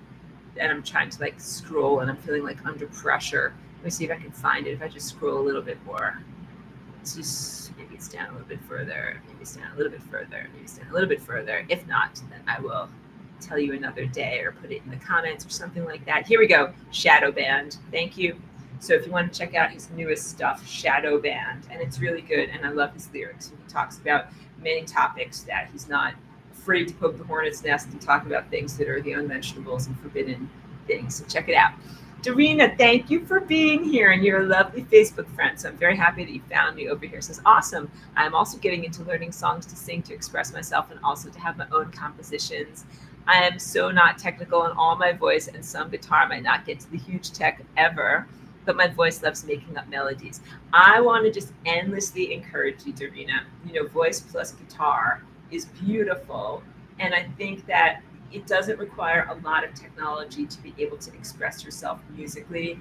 And in fact, we'll probably get to a point in our soul evolution where technology will be very irrelevant. So I'm prepared for that. Like right now, I use technology and lots of synthesizers and all these things. But if we were in a world where it was just like voice and hand clapping and, acoustic instruments, I would be okay with that. So I want you to know, I just want to encourage people to express themselves musically, to sing and to share your gifts with the world and to cultivate your gifts. And also, like, if you want to know a little bit more about my journey, it took me a long time from the time that I was interested and loving music to actually like getting an instrument, then to actually learning musical formalism, and then to actually being able to understand a song and play along with what I heard and then play with other musicians. Like that took like 15 years. And so I didn't have a lot of formal musical training and I did a lot of self-teaching. So I bring that up just so that anybody that's on a musical journey knows, like, it doesn't have to happen tomorrow. You just be really consistent with it and play because you love it and not because of some pressure or, whatever societal expectations or something like that. Just be you and sing in the way that is comfortable for you. So don't try to like hit a note or sing like someone else if they can do it. It's good for them, but it's not necessarily your voice. You find your voice, you find your phrasing, and you begin to find your way of making music in the world. And the most important thing is not to be able to hit every note and sing like an opera singer, or to be able to play every single note of a scale on the guitar. What really matters is having a voice, like being able to express yourself, being able to share an emotion or a concept and connect with other people. And whether or not you perform it or record it or any of that, like that stuff is really secondary to the you serve your soul or you honor your soul and your journey when you do this. And it is important to show up and do it as a discipline. So, if you can do it every day, that's ideal, but you have to make the time for it. So it's really important to not just be like, I will play like, when the mood hits me, but then not play for several months. Like you have to be like, no, because you need the practice. It's just like running or any kind of exercise. Like you need to stick with it to be able to really get the momentum. So make yourself available to it. Make it fun. Find either songs that you like to play or play along with, or that you like to innovate, and ways of being that you like to do. And then, hopefully, because there's so much pressure that is put on musicians to be perfect or to look a certain way or to play a certain way, but hopefully you figure out the confidence of your own way of being. And then you're like, this is me and this is my music. So it took me a long time to kind of figure out that confidence, because I used to feel very like, I totally felt like I am not good enough. I don't know anything. I sound very bad. Those are the things that I used to think all the time. And so I had to very consistently like throw self-doubt out the window. I don't care. Just keep going. And then even still now, sometimes when I'm making music, I make a song and I don't think like I'm a bad musician, but sometimes I think this song is crap. Like I think that very openly about some of my songs, and I'm so self-judgmental. But here's what I do. I keep going. Because sometimes the song is not crap. Sometimes it just needs more work. And so instead of being like, this song is crap, I'm giving up. I'm like, this song is crap.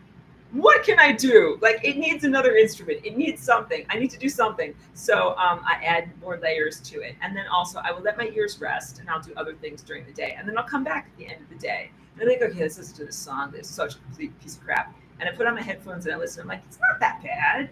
This part is kind of good. This part is not that good. This part needs to be edited. This part is better. So I fix it and I edit it and I make it better. And then when I get up the next morning and I listen to it with my coffee, I'm like, oh, like this song is actually pretty good. I think I'll put it on my SoundCloud or I'll put it on my Patreon.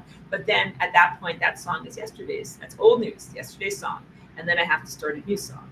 And so it's always this kind of motivation and push to always make something new. But that's exactly like when you make food. Like, you don't want to eat like yesterday's leftovers. You're like, no, like that looks gross. That is from yesterday. You're like, I want to scramble like some nice fresh eggs or whatever. I want to make some beautiful fresh, croissants or something like that. You want it to be fresh. So yeah, every time I'm sitting down, I don't sit. Every time I arrive at my music making station, I'm trying to be innovative and make something new because I want fresh nourishment and my ears want fresh stuff. And if I make something, if it's stale and it's not that great, I'm like, this is really not that great. And I can try to add more ingredients, but even if it's still not that great, so then I'll just be like, let's just do a new one. And that's kind of the beauty of making music, because when you work with, art supplies and painting on a canvas, it's expensive. You're like, oh, this canvas is crap. I guess we'll start a new one, but you've got like the expense and the waste and all that stuff. But with a song, it's kind of freeing because it's just a digital file, and be like, if you don't like it that much, just write a new song. So sometimes I write like 3 songs in a day until I get that feeling of like, okay, this one is actually pretty good. And then sometimes I do 1 song and I feel like that's what I needed for the day. So Jay, beautiful, so lovely to see you. Says happy birthday, Aurora, and big giant highlighted letters. Thank you so much for that. Really appreciate your presence here and your positive birthday wishes. You guys have made this a beautiful birthday celebration, and I am totally energized. Like, I'm not going to go to sleep after all of this. I have too much energy, and I'm going to have to definitely do some fun stuff. Yeah, Aurelia says, I'm the same way. So many at once, and then the more you do, the more there is. I think that's true with musical flow, because like I told you, Terry Riley and just standing in the river of music, once you learn to kind of get into the flow, it's like there's an endless amount of music that you can make from that. And some of that flow state has to do with not being too self-judgmental. So I try not to be too self-judgmental, and because that kind of shuts down my creativity a little bit. So I joke about telling myself that my song is crap, but it's honest sometimes. But sometimes I'm like, just don't judge yourself. Just keep going. I'm on the marathon. Just keep going. Put one foot in front of the other. Vanessa, thank you for being here. Says happy birthday. So pleased to celebrate with you. And Dorina says, I have constantly improvised to change my frustrations. When I sing, it gets transformed easily. Sending you lots of love. You are such an inspiration. Thank you, and love received and love back to you. And it is my total intention to inspire you and everyone else who's here. Share your gifts with the world. You are here with a meaningful purpose. And sometimes that's about sharing your artistry or your feelings or your life's journey or your unique voice or the way that you've triumphed over adversity. We need each one of you, and we need your gifts. We need to hear from you. So please do it. I think the greatest, like demon or whatever, it's self-doubt. And self-doubt has killed a lot of artists that are like amazing, but they just felt too insecure to be able to share what they do in the world. So don't let that demonic force hold you back. You're like, demon of self-doubt, get out of here. I have music and gifts to share. Not that I'm specifically projecting that upon anyone, but I will say from my personal experience, that's the thing that has tried to stop me from expressing myself. So that's the thing that I'm mostly, slaying with my sword, is the demon of self-doubt. K-Tech 1956 says, may the force be with you, dearest birthday girl. Thank you, and may the force be with you as well. Cheeky often reminds me of Yoda with her big giant ears, so I appreciate that. Brian says, happy trumpets. Yeah, I gotta write something with some uplifting horns for everyone. No pressure on your birthday. Wow, nicely said, Aurora. Gonna do it. And Joyce is just giving me wonderful lasagna all the time. I am hugging every single one of you and thanking you so much for coming to my party and listening to my music with me. I would like to send you home with like an imaginary goodie bag of cakes, cupcakes, everything in my imaginary goodie bag is super healthy and has zero like adulterants and other things like that. 100% good ingredients, candies, cakes, and cookies that I'm sending everybody home with from the birthday party, and also hopefully Sonic cupcakes as well. Listen to the whole album; it's really worth it. And yeah, you can always listen for free on my Bandcamp, and that's also a great place to find my newer stuff that I put out, on my Patreon as well. Like I'll put out singles and stuff that I don't necessarily release as a full album. You can find that on my Bandcamp, and you can also listen for free, but with commercials on YouTube. And then if you're a person who does subscription streaming services, you can find me on Spotify and on Apple Music, and that definitely helps me as an artist. The only thing is, there's lots of artists named Aurora. And if you just do a search for Aurora, you will probably come up with that Norwegian girl who I think she's a very nice girl, but she is not me. So if you want to find me, Aurora, you might have to search for Birth of the Flying Rainbow Lasagna. And that's one of my earliest albums. And once you find that on any of these streaming services, then you can just click on that artist, my artist, Aurora, and then it should bring you up to my whole entire song catalog. So that should be the best way to do things. Very welcome, Dorina. Everybody, keep going in your personal artistry, keep going in your spiritual attainment, keep going in the marathon of life. And now Princess Cheeky has gone back to bed, and she's going to come out in 10 minutes. She's going to, if we don't end this, she's going to come out in 10 minutes and give me that look where she says, like, you need to get in bed and snuggle me now. It's getting late. So we have to go hug Cheeky, and maybe we'll do some more. Maybe we'll do some fun art projects because, like I said, I'm all jazzed up from having wonderful, fun conversations with you guys. Have a beautiful night. Please continue to remain positive, hopeful, and strong, even in heavy times. All right? And the next album that I release will release some happy songs. I got to get through and make some happy songs and find the happiest ones for my song catalog. Okay? And anytime, also, if you guys listen to my music, and it really speaks to you and you feel like you have a good title for it or something like that you makes you think about, I'm always open to that. I told you my friends from Germany told me I should name that song Albatross, and I did. So anytime if you guys listen to something and you're like, this is a great title for this song, I am open to receiving. All right? And give you a hat tip when you help me to come up with a good song title. All right. Gotta go hug Cheeky, everyone. Love and appreciation and celebration. And again, thank you so much for making it a wonderful birthday. Really love and appreciate all of you. And I'm going to tell Cheeky how much you guys love her too. Okay? Have a great night. Thank you, everyone.